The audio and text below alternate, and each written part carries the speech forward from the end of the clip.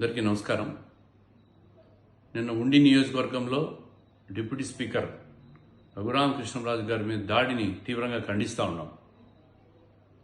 2 సంవత్సరాలైన ప్రతిపక్షంలో 11 సీట్లకు పరిమితమైన వైఎస్ఆర్ కాంగ్రెస్ పార్టీ ఇంకా వాళ్ళ క్యాడర్ను రెచ్చగొడుతూ మత విద్వేషాలను ప్రేరేపిస్తూ తెలుగుదేశం పార్టీ వాళ్ళ మీద ఈరోజు ఏకంగా డిప్యూటీ స్పీకర్ మీద దాడి చేయడం అనేది చాలా ఘోరమైన విషయం.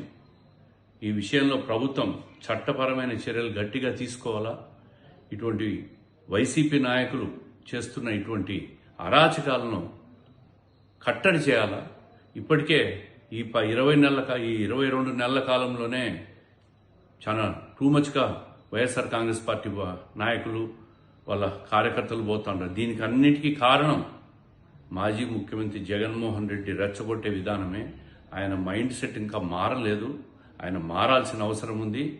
ఆయన మారకుంటే రాబోయే ఎన్నికల్లో 11 సీట్లు కాదు కదా, 0కు పోయినా ఆశ్చర్యం లేదు. ఇటువంటి దాడులను తెలుగుదేశం పార్టీ, తెలుగుదేశం ప్రభుత్వంలో కఠినమైన చర్యలు తీసుకుంటారని చెప్పి సందర్భంగా తెలియజేస్తూ రఘురామకృష్ణరాజు గారి మీద దాడిని తీవ్రంగా ఖండిస్తాం.